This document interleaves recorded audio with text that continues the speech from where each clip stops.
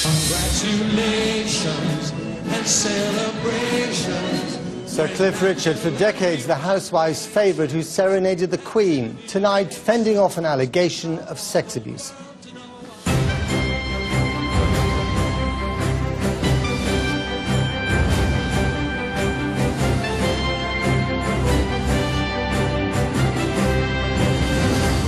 Police officers entering the luxury apartment block outside London, which Cliff Richard usually calls one of his homes. Good evening. They were searching for evidence in relation to an allegation of sex abuse against a boy under the age of 16 in the 1980s. Sir Cliff not only denies the allegation, but also asks why the media was tipped off before he was informed by the police. And good evening from Erbil in northern Iraq. After a week of prevarication in the face of a humanitarian disaster sparked by the extreme violence of the Islamic State, the cavalry isn't coming. Both President Obama and David Cameron seem to have decided that enough has been done by airdrops and bombing to get most Yazidi refugees off the mountain. And the rescue operation for thousands remaining has been cancelled. But with the Islamic State militants in possession of huge swathes of Iraq tonight, have they missed the point? They're cleansing all other faiths. The UN has declared its highest level of emergency here, and those coming off the mountains in near 50-degree heat have described horrific conditions. Our correspondent is with the Kurdish Peshmerga forces near the front line. We are fighting the Islamic State on your behalf, they say. Now give us the weapons to do it. The weapons we use are old. They belong to Saddam's regime. If we keep this area safe, we keep Britain safe, because we are fighting global terrorism.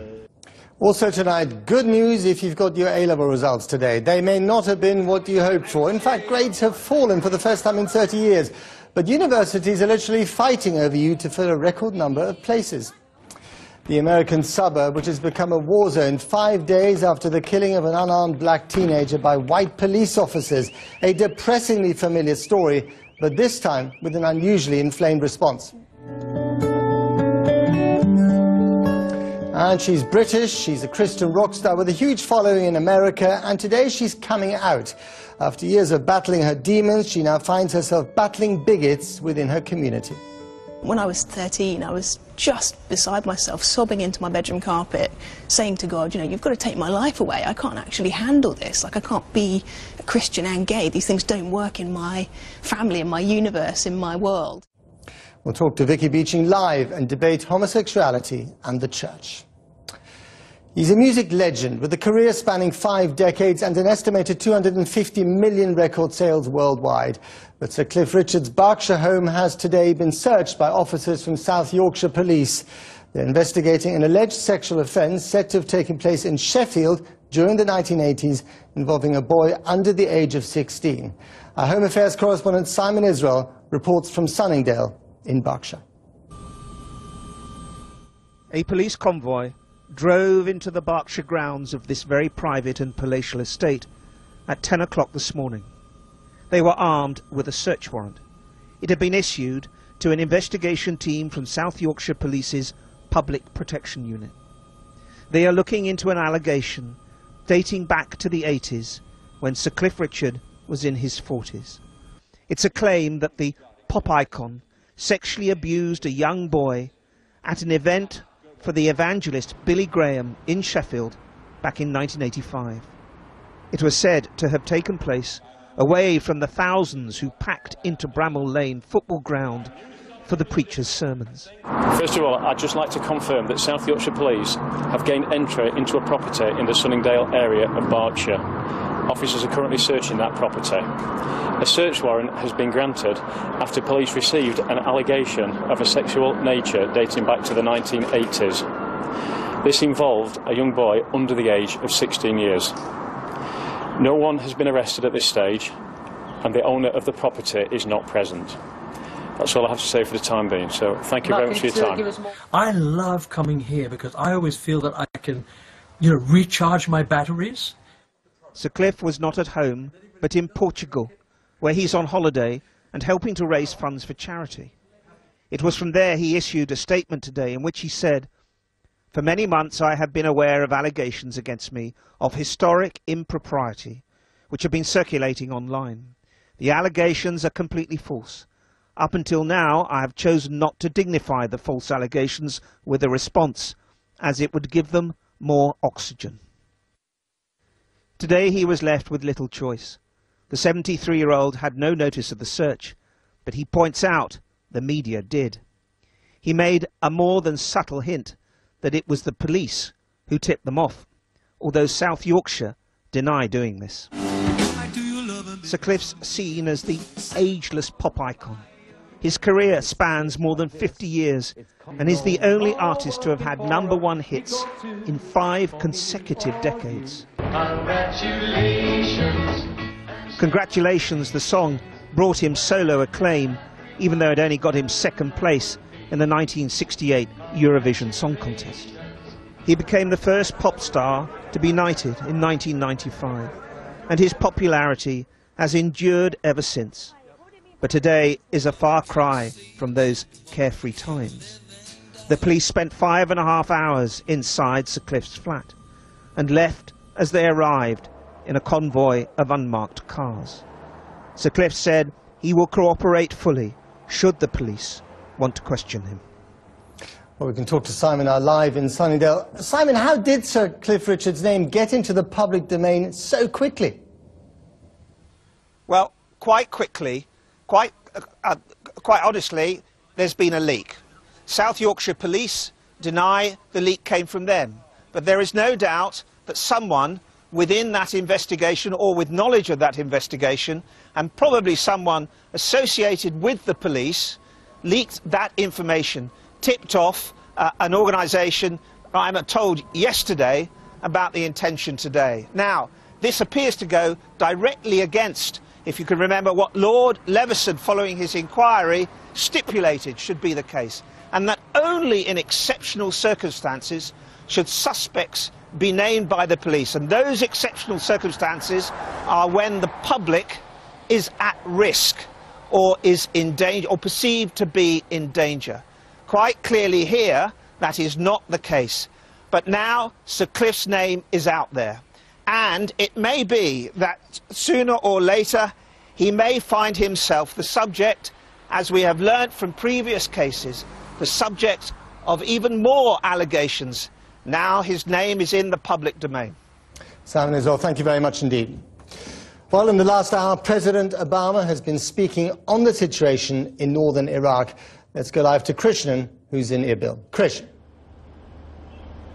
The siege of Mount Sinjar in northern Iraq has been broken, Barack Obama insists, saying we helped vulnerable people reach safety and we helped save many innocent lives. He expects no mass evacuation now and no more airdrops of aid. But here in northern Iraq, the United Nations sees things differently. It's declared its highest level of emergency. At least 100,000 people displaced are seeking refuge in this area alone. And many we've spoken to say the extent of the crisis is growing, not shrinking. Our Foreign Affairs correspondent Jonathan Rugman is in Dahuk in northern Iraq tonight. They've survived what the UN's called potential genocide. But now these Yazidi refugees are being told there aren't as many of them at risk of dying as they and the UN claim. And many don't believe it. Kheder Kameli is a Yazidi leader. He doesn't dispute America's figure of a few thousand trapped, but he says they are continuing to die without help. You speak to people by telephone, by mobile phone on the mountain. Yes. Are people still dying up there? This morning we spoke to some people. One of them, his father, he's been there this morning early because he couldn't just go up to the mountain and come to the safety area. And he mentioned one area, I think in the mid of the mountain. He said there are more than 55 men and women. They are all of them old men and women. They couldn't walk. They waiting someone to go to take him, to bring him to the safety area. I am not sure American, they know the situation in Sinjar very well. On Monday, we saw the mountain range for ourselves by helicopter. It's over 45 miles long, and we could see pockets of stranded refugees stretching for miles. American special forces have been on the ground, though, and taken a closer look. But has the risk of airborne evacuations, as dangerous as the one we witnessed, played a role in this decision not to get involved? Imposing order could require boots on the ground, which nobody wants. On Tuesday, this Iraqi military helicopter crashed after loading too many people, and jihadists from Islamic State frequently try to shoot them down. The Americans say airdrops like this one from an RAF C-130 have done the job of saving lives. What they haven't done is brought the very young and very old down from the mountain, which has apparently been left to Kurdish fighters instead. And they at least are jubilant. This is their front line with jihadists to the south, and this their Russian machine gun on display. The good news for them is that the Americans, British and French have agreed to arm them. And they're something of a motley crew. Some of them are part-timers, some of them veterans of wars with Saddam Hussein. The commander here says the British should send its soldiers and provide air cover, because this is the West's war as well. The weapons we use are old. They belong to Saddam's regime. If we keep this area safe, we keep Britain safe, because we are fighting global terrorism. Arming these Kurds is controversial because they could use the weapons they're given to fight for an independent Kurdish state and break away from Baghdad. So the British are restricting themselves to supplying Soviet-era ammunition for guns like these. But the Kurds say they want new weapons, new technology, so that they can hold the jihadists back. So the Kurds here are getting some of what they want, as are these Yazidi refugees receiving aid. Though those thousands, still trapped on a mountain, must have hoped for so much more. So what's happened to all the thousands of refugees who've fled from the Islamic State forces, and where have they ended up? The unfolding refugee crisis takes place in an area still being fought over by Islamic State militants. Their forces control territory from Mosul to Sinjar, and to the north, the strategically important Mosul Dam. When they attacked Sinjar last week, tens of thousands fled to the nearby mountains. They were joined by those fleeing IS attacks to the north of the mountain. An estimated 35,000 ended up sheltering on the precarious range. When American forces bombed IS positions near Erbil, it gave cover for some refugees to escape the mountains. They fled into Syria, where the British government says 12,000 are now sheltering at the Neuroz camp. But many others travelled from Syria back into Iraq to the towns of Dohuk and Zakho, which is now home to 100,000 displaced people. Meanwhile, British and American military activity continues. American drone strikes have hit IS targets west of Sinjar, and SAS soldiers have joined their US Special Forces counterparts in the area, who estimate that around 5,000 refugees remain on the mountain. Well, I think we can join my colleague Jonathan Rugman, who is in northern Iraq. Jonathan, we saw the people in your piece, but what is the reaction now to the fact that there is going to be no rescue mission, that the Americans feel this is effectively done and dusted? Well, the Yazidis I've spoken to feel that they are being disbelieved. And of course it was the UN which came up with the figure of 20,000 plus stranded people. The Americans are saying a few thousand. The Yazidis either don't accept that, or they make the point that by definition the few thousand that are still left are the most vulnerable and the most weak, and the ones that need to be got out. So I don't think it is necessarily a question of querying the American numbers. After all, American Special Forces have been up on Mount Sinjar to carry out an evaluation. We have not. The question is whether the people there are going to die unless they come down soon. And of course, what the Americans did not do is count how many have died already before this evaluation took place. I said a couple of days ago that it is a feature of American foreign policy that when they're dealing with Iraq, they say there are no military solutions to Iraq's problems. This might have been an exception. A humanitarian airlift involving the military might have been an exception, but clearly it is a risk that Barack Obama does not feel it is worth taking. Jonathan Rugman in Dohuk. Well, earlier we managed to get through to a member of the Yazidi community, Haidar Shishu.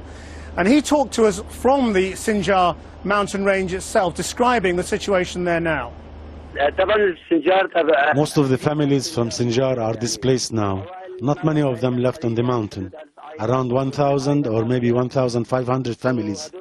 These families have decided to stay and not to leave the area. At the moment, there are about 1,500 Kurdish armed men on the mountains fighting the terrorists.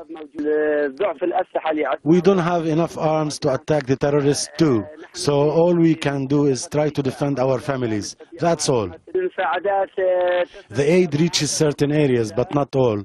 The aid only reaches the areas where warplanes are safe to fly. We did receive American and British aid at the foothill of the mountain, but it is a 4 hours walk from where we are, so the aid that reaches us is scarce. Haidar Shishu. Well, earlier I spoke to the Yazidi activist Dr. Mirza Dinai. Now, he was injured when the Iraqi army helicopter he was on, delivering aid and gathering refugees, crashed, killing the pilot. And I asked him to describe what he saw of the rescue attempts in the mountains and why he thinks the Americans have got this wrong. I was every day there, and the American guys were only for one night, less than one night there, and only in one places. There were 40 places of refugees where they collect themselves, and we, with the Iraqi helicopter, we could reach only 3 places. American reached only 1 place, so they cannot give exact statistics. We can't also. At the beginning there were about 100,000 refugees, and now they are about 40,000 refugees. So you still think this is an emergency that needs intervention, it needs a rescue? Yes, of course. Yes, of course. Without international community, without international support to pick or push ISIS out of the area, the people from, for example, from the southern of the mountain, they cannot go out and go outside of mountains. So this is one of the biggest problems, and we cannot reach them with Iraqi forces. So do you feel let down tonight? No, yes, I'm very skeptic about this. I was very sad as I heard that the USA said it's no need to rescue, it's no need to. For me, one life is necessary to be saved, and then I think there are more than 30 or 40,000. Where are they going to go? Where are they going to live? The minority or the ISIS? The minority. I think the minority is very big dangerous. I think in minority, especially Yazidis, they need international forces to be save them, to have a simple autonomy. It's not important which administration, but the forces from UN or NATO or US. There must be small forces to protect them. This is what will survive their life, what survive their existence in Iraq. Well, I'm joined now by David Swanson from the UN Office for the Coordination of Humanitarian Affairs, leading the response to the crisis here. And the temptation is going to be to think, problem, what problem? How would you describe the crisis right now? Well, we're day 12 into the crisis, and it is correct to say that thousands of people have managed to come down the mountain.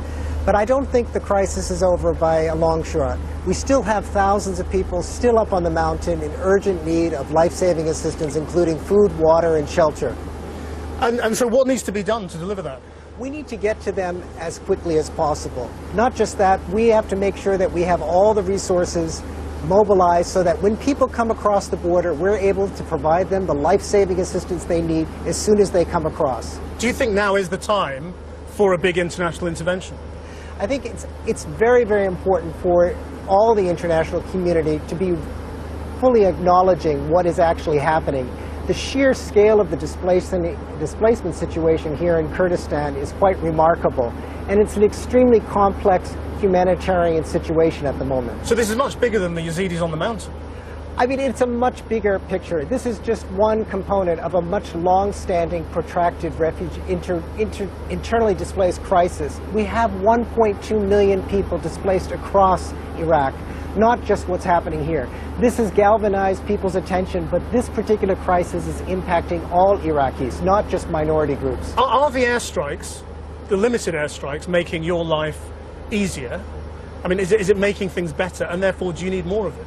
I mean, as a humanitarian organization, I'll leave that to other people to comment on military operations such as that. But presumably the presence of Islamic State militants anywhere hampers your humanitarian operation. They need to be driven back. I mean, what I can say is that, and I fully understand that the Iraqi authorities have requested the American government's assistance on this. This is something that they're involved in. This is not what humanitarian organizations are involved in. That being said, however, we just hope that everyone can get the assistance they need in time. Is this a growing crisis or a shrinking one? It's a growing crisis, and people have to understand this is a much bigger crisis than people realize. I mean, we don't have just what's happening over the past 12 days. We have a much bigger crisis, and particularly in northern Kurdistan, where the Kurdish authorities have done a remarkable job in facilitating and opening their homes and communities to people fleeing to this area. Just to give it a bit of context, the Kurdistan region has a population of just 5 million people. Prior to this latest displacement, you had 230,000 Syrian refugees here, as well as 300,000 internally displaced persons following the collapse of Mosul to ISIS forces. That's more than 500,000 people. Over the past 12 days, you now have another 200,000 people now fleeing into Dahuk Governorate, which is one of the poorest regions of Kurdistan. So without doubt, we have to acknowledge what the Kurdish government and the Kurdish authorities have done in opening up their communities, but they're going to need further international support. David Swanson, thank you very much indeed for joining us. Well, Britain is of course reviewing whether it needs to send more aid missions to help the Yazidi refugees on Mount Sinjar and the wider humanitarian effort. As David Cameron said, the UK would still be able to help out in the right way if necessary. Well, our political correspondent Michael Crick reports. Ready, steady, pause. Suddenly, Britain's efforts to help the Yazidis have changed somewhat. Remember David Cameron yesterday? Detailed plans are now being put in place and are underway, and that Britain will play a role in delivering them. That delivery involved last night a British Tornado making a reconnaissance flight and 4 Chinook helicopters arriving at the RAF Akrotiri base in Cyprus. But then America's surveillance planes and their people on Mount Sinjar concluded there are now many fewer refugees there, about 5,000, not 30,000. And in better condition than feared. Washington cried halt. This is the lantern. That is solar powered. It is. And when David Cameron this morning visited the Gloucestershire depot from which British aid supplies are being sent to Iraq, yesterday's bold evacuation plans were now on hold. What our plans need to do is make sure that we've got the assets in place to help out in the right way, and that's why last night one of our Tornadoes was gathering information about the situation. It's why it's important that our Chinooks are in place and available if needed. Our plans need to be flexible enough to respond to this situation. But when President Obama spoke this evening in Washington, there was almost a sense of mission accomplished. We broke the ISIL siege of Mount Sinjar. We helped vulnerable people reach safety, and we helped save many innocent lives. Because of these efforts, we do not expect there to be an additional operation to evacuate people off the mountain, and it's unlikely that we're going to need to continue humanitarian airdrops on the mountain. The majority of the military personnel who conducted the assessment will be leaving Iraq in the coming days. How was the meeting, Mr. Fallon?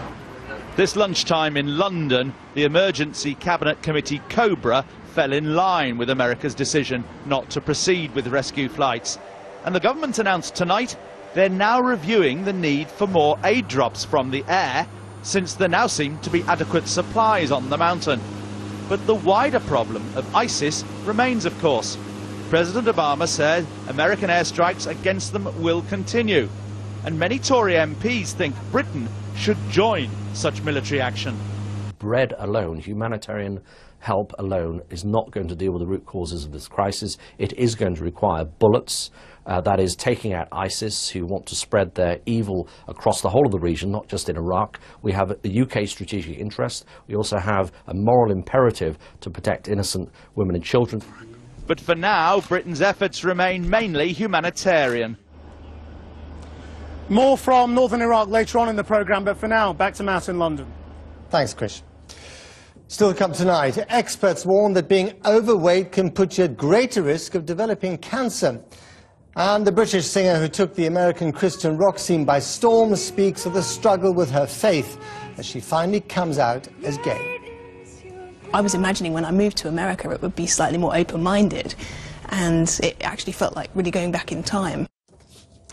More than 500,000 students could be heading for university this year, as record numbers of pupils won college places. All this despite the fact that the A-level pass rate has actually fallen for the first time in more than 30 years. More pupils managed to get the highest A-star grade, securing their top choice place. But as Cordelia Lynch has been finding out, there's hope for those who didn't get the results they hoped for, as universities scramble to fill their courses. Universities are more desperate than ever for good candidates. This year there's more places, but more competition too. So some are offering a flurry of incentives, including cash handouts, a free laptop, rent rebates, even free flights home for international students. But all is not golden. The predictions were gloomy, and overall the pass rate is down for the first time in 30 years. ABB! Most at Stoke Newington Sixth Form College succeeded despite tougher subjects and new exam conditions. BCD. But upstairs, a frantic few are still working on their futures. I got BCD. I was hoping to go to Sussex, but I got rejected.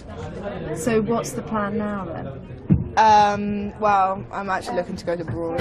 What's your UCAS ID number? A few minutes later, she got a text from a Dutch university where tuition fees are lower. I have one day to apply for university in Holland. Wow. Oh, wow.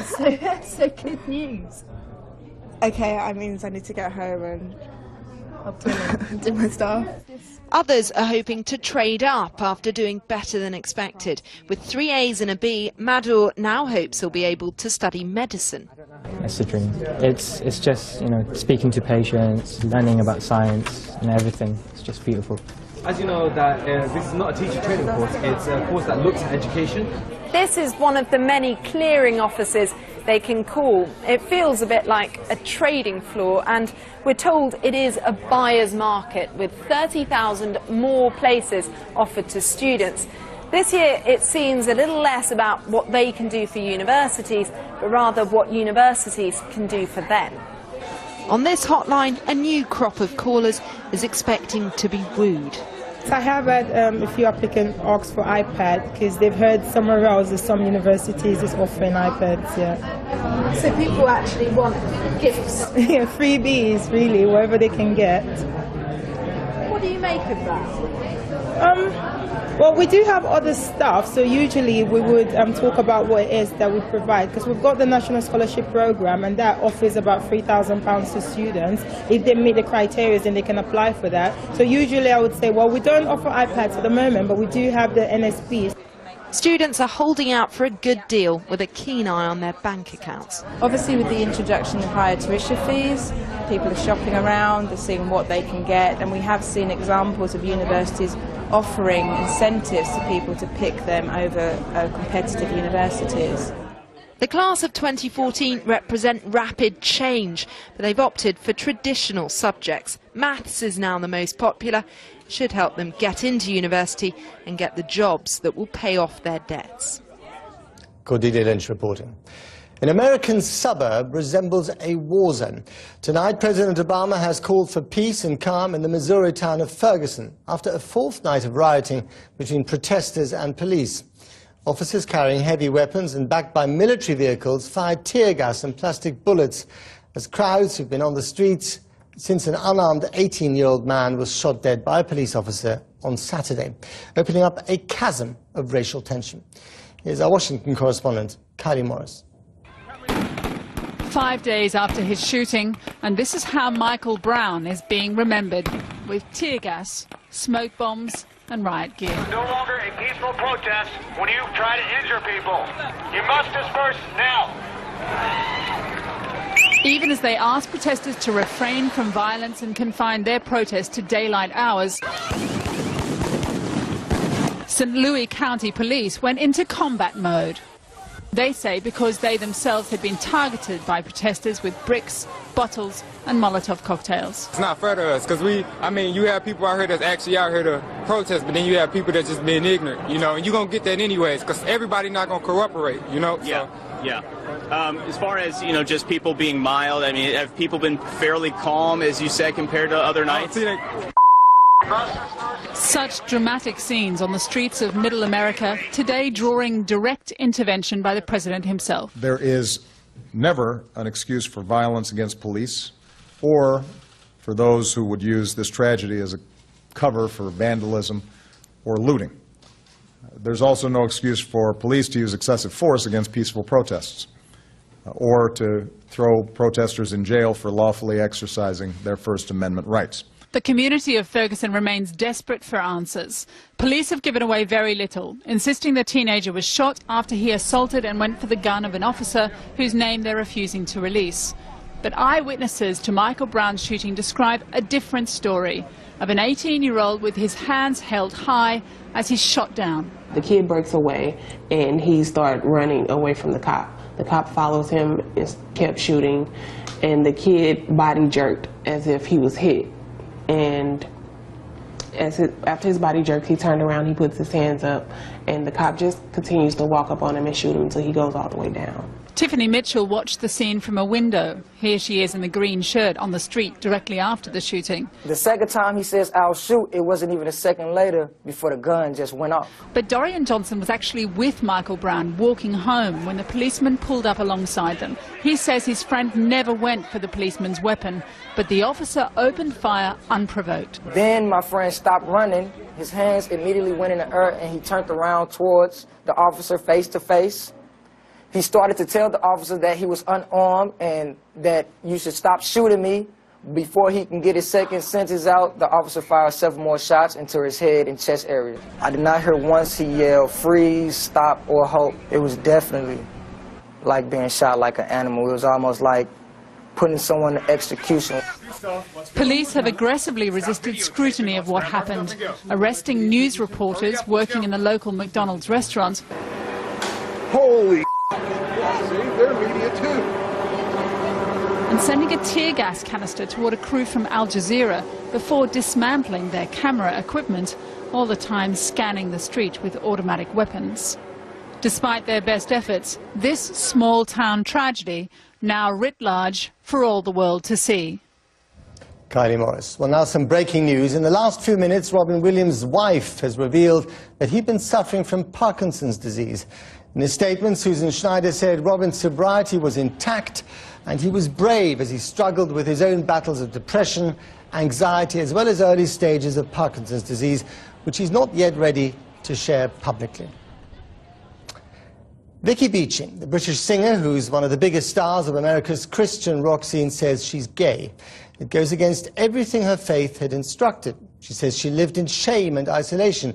She struggled with her sexuality since the age of 13, but in the end she couldn't carry on living a lie.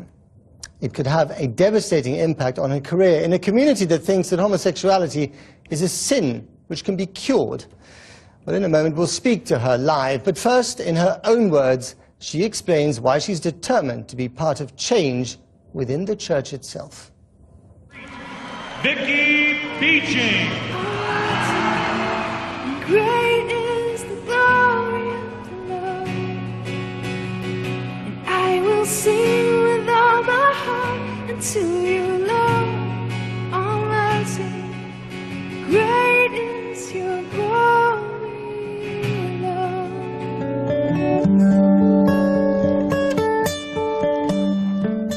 I would say it's something I've thought about every single day since the age of 13, and now I'm 35, which is pretty crazy to think about just how much of a life has been spent pondering that. But I think for me it was so difficult because I love the church.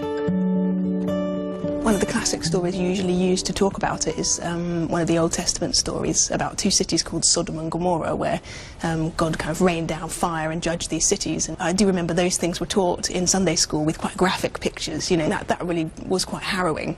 And I suppose those kind of things don't really leave you as you become a teenager. You think back to those Sunday school memories and think, gosh, you know, this is the thing they talked about at Sunday school. this is scary, I must be a really bad person. Isaiah 46, verses 3 and 4. Even when you are old, I will be the same. Even when your hair has turned grey, I will take care of you. I've always kept a diary since I was really little, and I've noticed looking back at my diaries that they all had private, keep out, top secret written on them. It's quite painful actually to see the things I was struggling with and just how fractured I was, and the constant apologies I would make to God.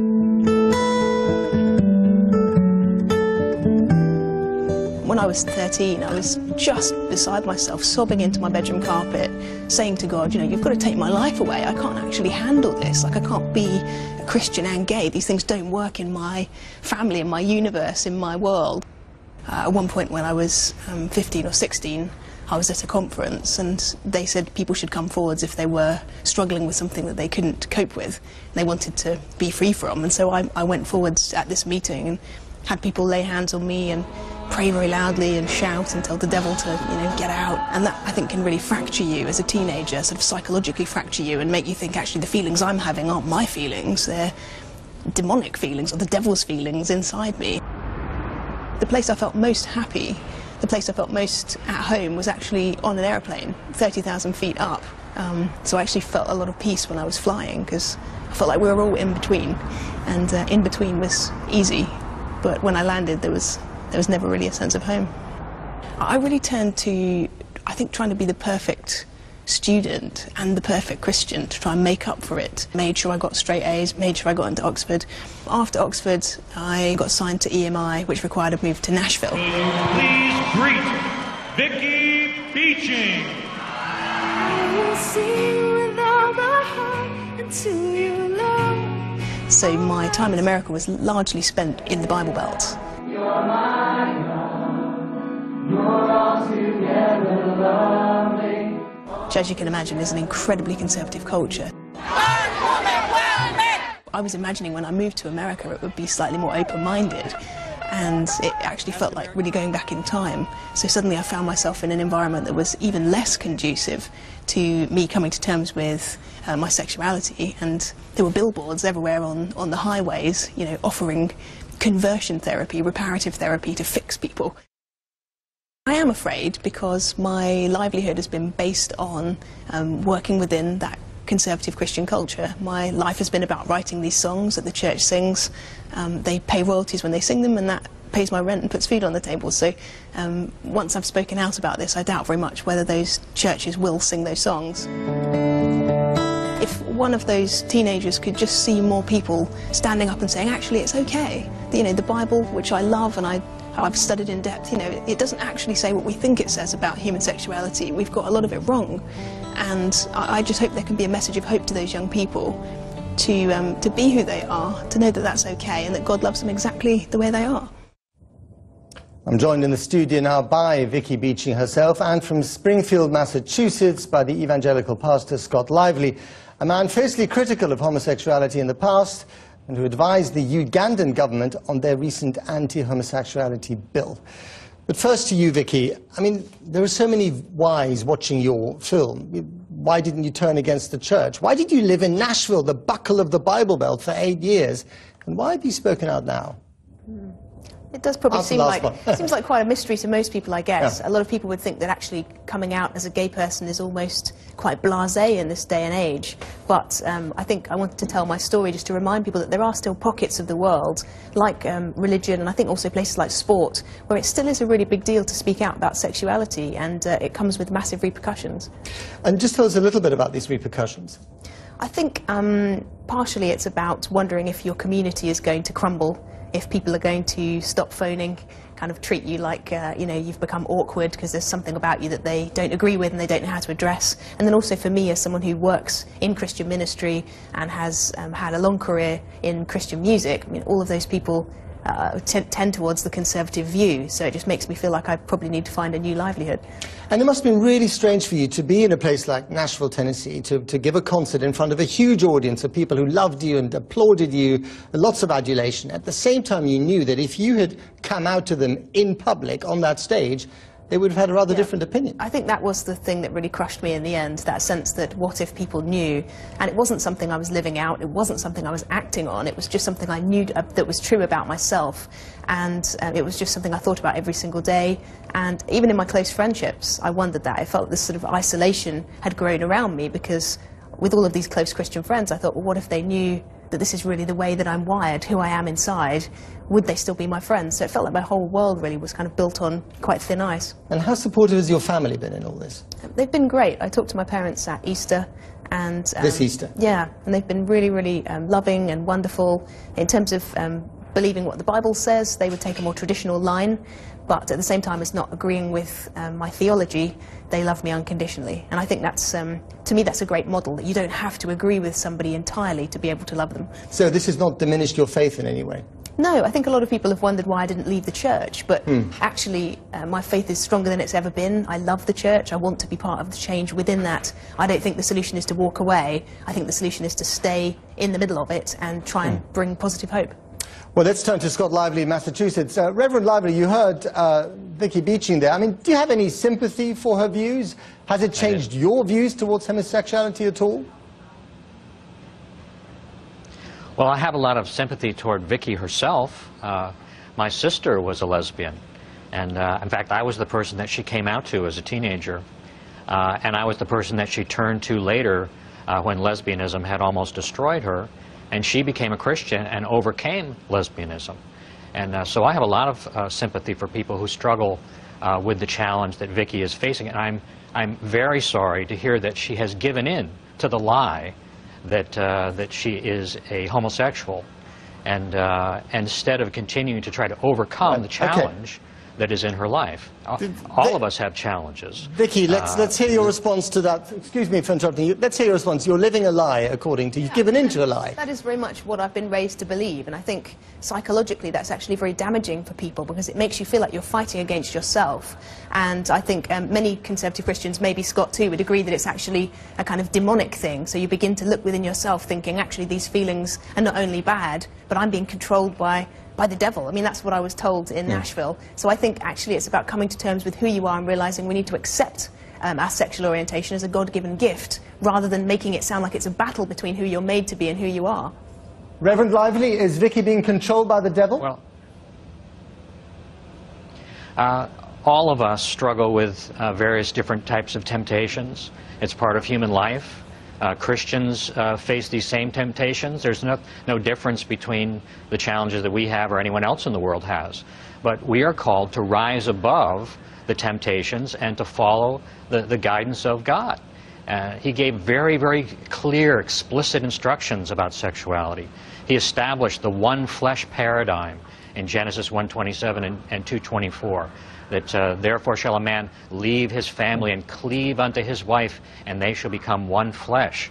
And all sexual activity outside of that covenant that he's established for us to have between one man and one woman is illicit and wrong.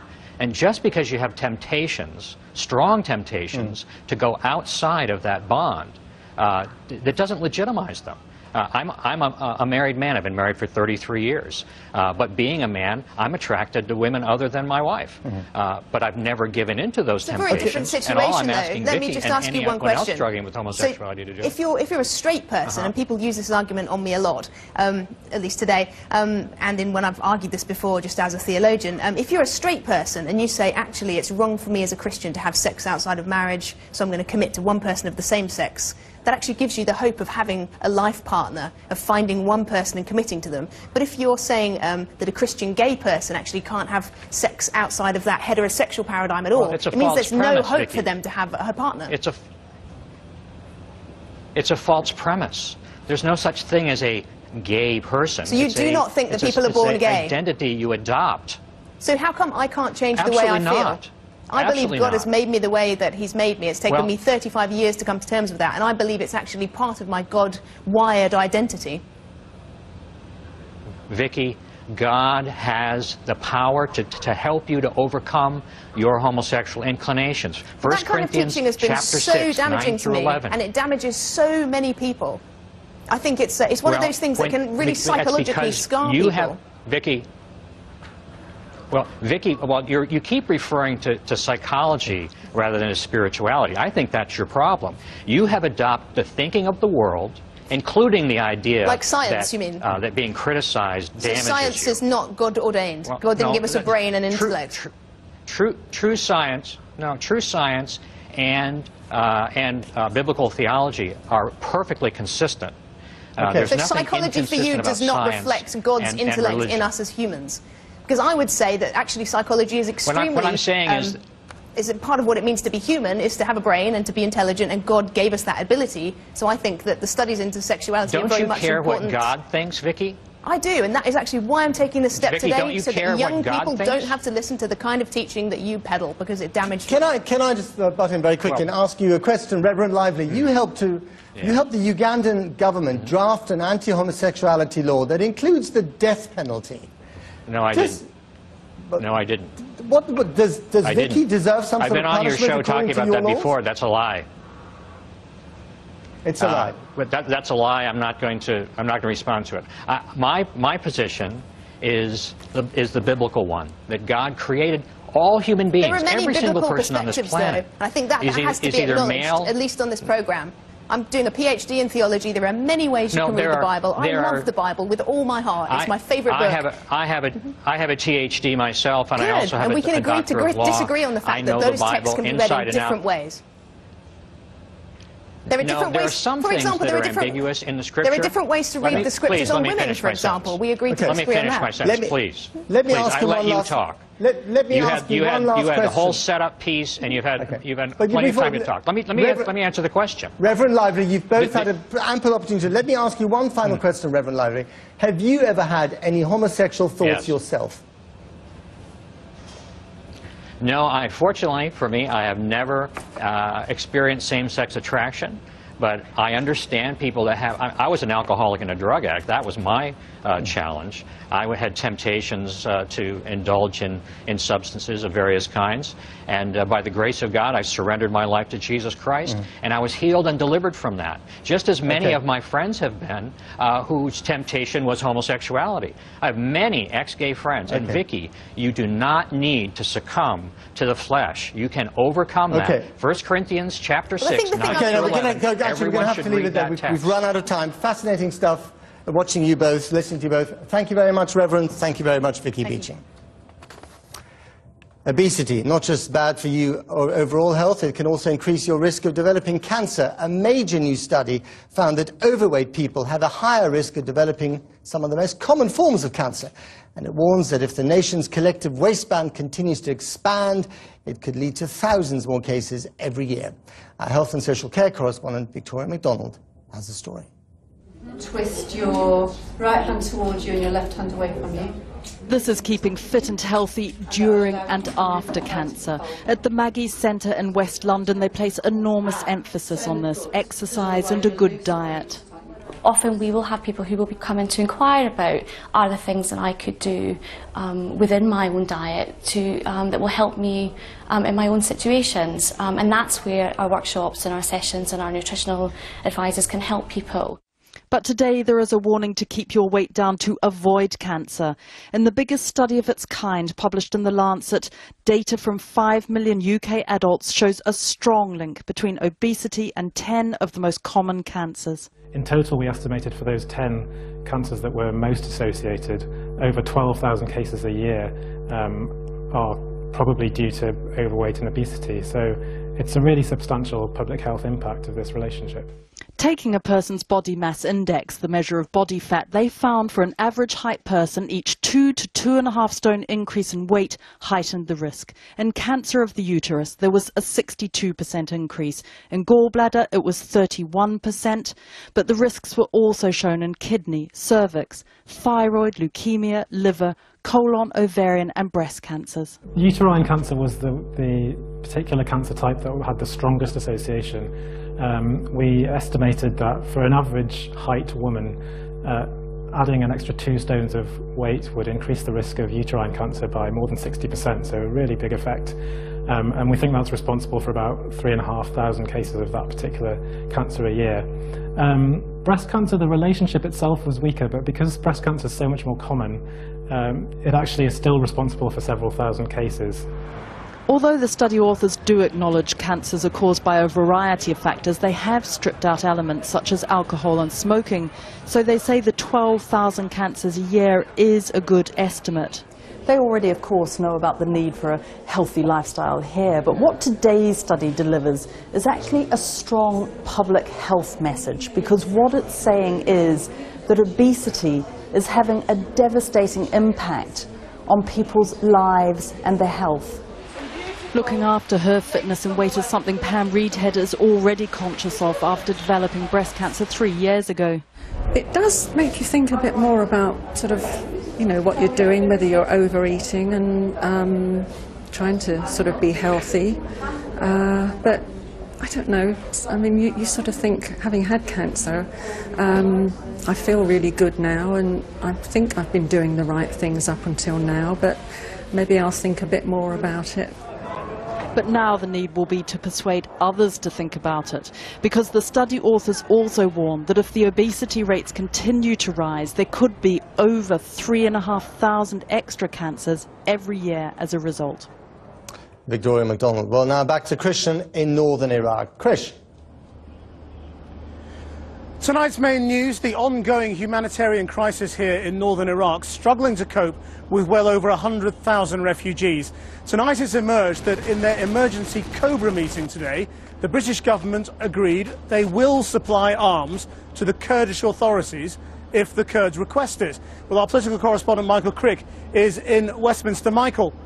Yes, earlier in the week, the Cobra meeting decided that Britain would merely transport to the Kurds other people's arms supplies. The thinking behind that was that the Kurds mainly use Soviet-manufactured arms, and they're generally much more available in Eastern Europe than they are here. Well, today there was a slight toughening, slight change in policy. The Cobra Committee decided that we will directly supply arms to the Kurds now, as the Americans have done, as the French have started doing yesterday, and indeed other states as well, if the Kurds request that.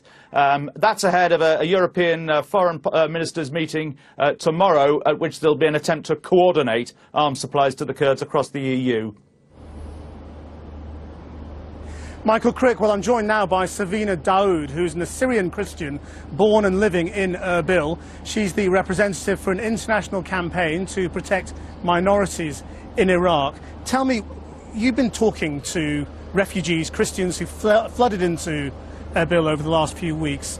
What kind of stories are they telling you about their interactions with Islamic State militants? Terrible stories that don't leave my mind, and I hardly even sleep at night. Some of them, there is a family I met a woman who her husband was taken by them, and he was forced into Islam, and they only let them go because they wanted to stay on their religion, and they pushed them to go. And even the kids, the girls, the baby girls, they have stripped them out of their clothes, looking for any money or gold if it was hidden there. At the checkpoints, they were asking them if you, whether you convert to Islam or not. If they were saying no, they were taking everything out of them and leaving them out. Is this the biggest threat to your community of your lifetime? This is one of the biggest threats, yeah.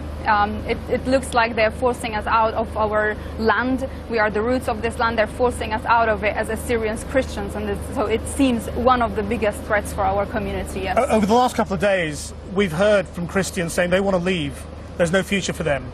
In Iraq. Yeah, so many of them, they want to leave, but we are working and demanding strongly from international communities and even local authorities to help us to get our safe haven, to have our own military. This is going to be a chance for us to build ourselves as a nation and be independent and keep our people safe. This is going to be a chance for them to stay here, because many of them, they actually want to stay here if there is a guaranteed safety, but if not, then many of them would leave. Are they in the mood to fight for it as well? I mean, we've just heard the British government is considering arming the Kurdish government, the Peshmerga forces effectively. I mean, do you think Christian refugees would join that fight?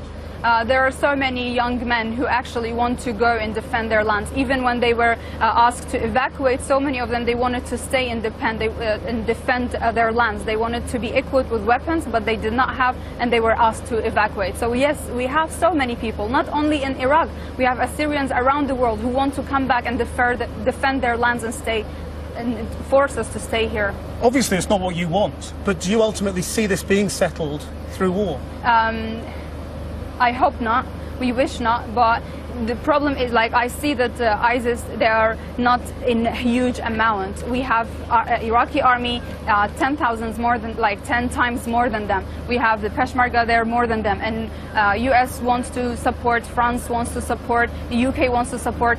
We can settle this. Savina Dawood, thank you very much indeed for joining me tonight. That's it for tonight. We're back at 7 tomorrow. Till then, from Matt in London and all of us here in Iraq, that's Channel 4 News.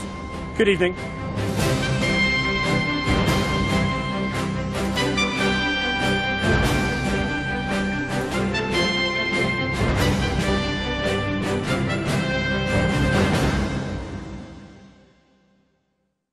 Expect